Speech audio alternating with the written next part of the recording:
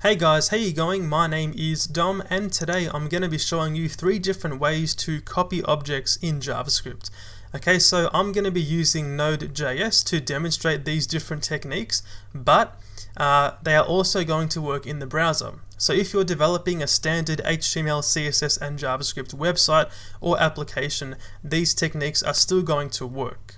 Okay, now I've got this user object right here, so we're going to be using this user object in every single technique just to compare the output. So for the most part, with all 3 techniques, you're going to get an exact copy of your object and all of its values, but it does get interesting when we get down to this array on the bottom here, and that is where we need to start thinking about shallow versus deep cloning. So we're going to be having a look at that also. But for now, let's jump right into the first technique. Okay, so we can see here I've got this constant called copied user.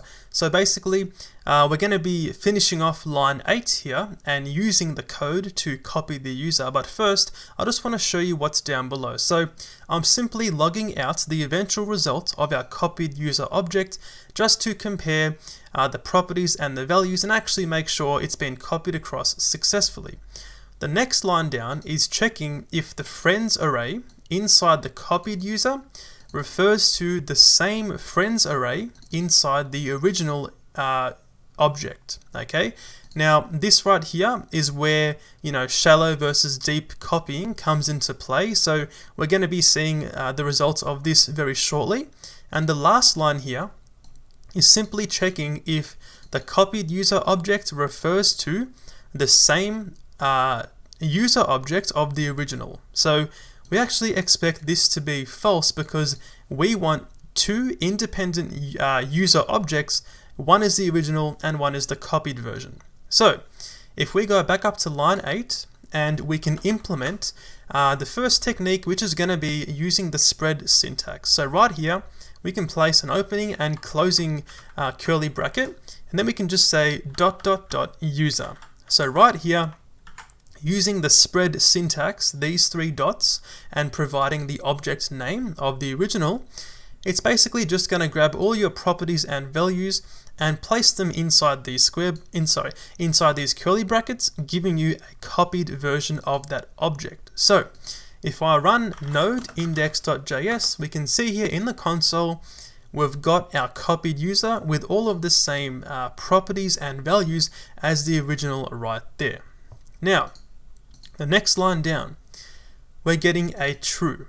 So it's saying that the friends array inside the copied version refers to the same array that is inside the user or the original user object. So what's happening here? This is known as a shallow copy. So when you use the spread syntax, it's creating a shallow copy. This means that when you are copying things like complex objects, so basically objects and arrays, those objects and arrays like friends, for example, these are copied by reference, which basically means that you're not making an entire new copy of these complex types. You're only making a new copy of your simple types like strings, numbers, booleans, etc. So let me explain this a little bit better. So if after we've copied the user, if we then modify the friends array in the original, let's see what happens. So I'm going to say right up here, user.friends.push. Let's add Dom to the list of friends. If I save this here, run the code again, we can see that unfortunately our copied user, even though we did this line, we added Dom after the copy had taken place, the copied object still contains Dom in the list of friends. That is because the array in the copied version refers to the exact same physical array that is in the original. Things like the age, for example, if I change the age to be, if I say user.age equal to 45, we can see that in our copied version, it remains as 28. So, it didn't get, transferred across this time because a number is a simple value compared to your complex arrays and objects. So that is your shallow copy. Just keep that in mind when you are using the spread syntax. we're going to have a look at a different technique later on, which caters for these deep copies to make a full-on actual copy of everything that is nested inside of it. But for now, we have our shallow copy right there. So we've got line 1 and line 2 looked at. The last line here checks if the copied user is equal to the original, and we get false because, of course, these are two independent versions of that user object, so we get false. So that is your first technique right there.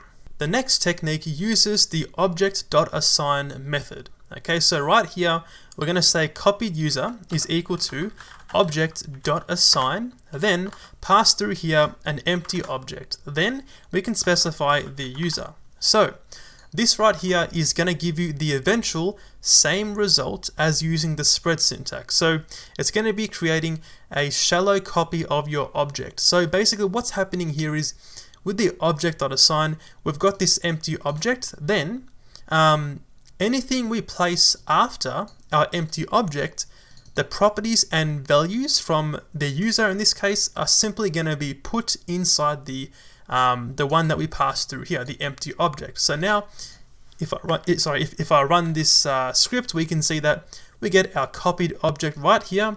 We get true once again, indicating a shallow copy, and false, we've got two separate objects. So that is your object.assign. Remember that this method right here is virtually the exact same. It's going to give you the same result compared to using the spread syntax, which we just covered in the first demonstration.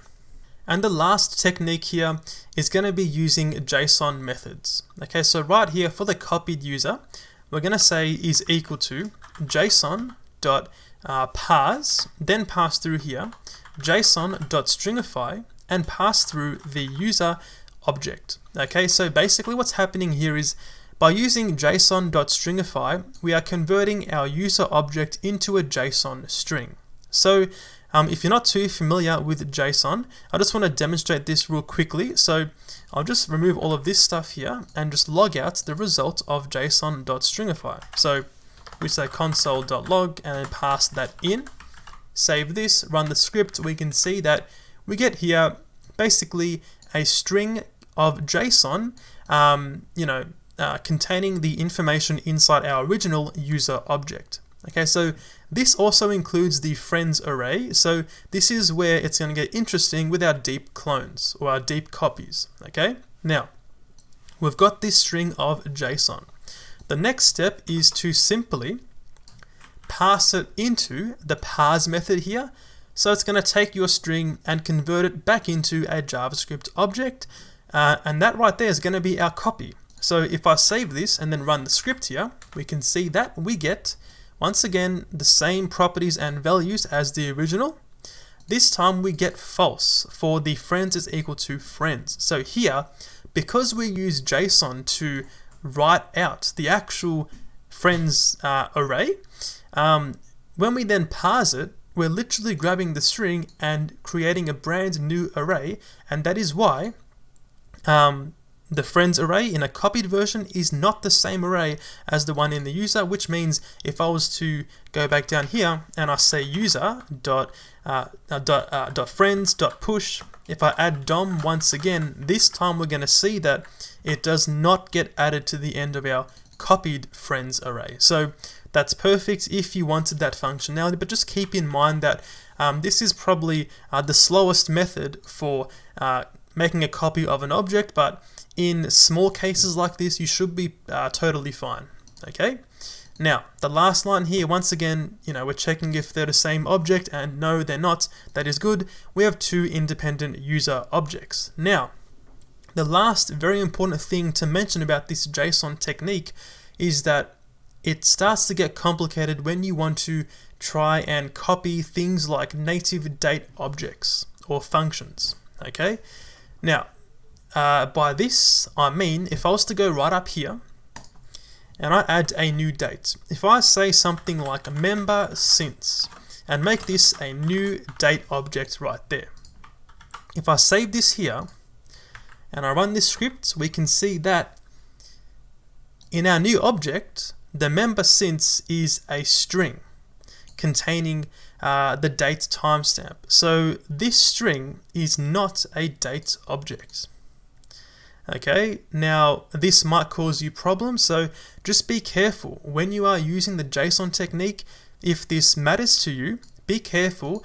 You're actually going to lose information sometimes when it comes to these complex types, but anything like strings, numbers, arrays, you should be perfectly fine. So that is how to copy objects in JavaScript. If today's video helped you out, drop a like and subscribe, and I'll see you guys in the next video.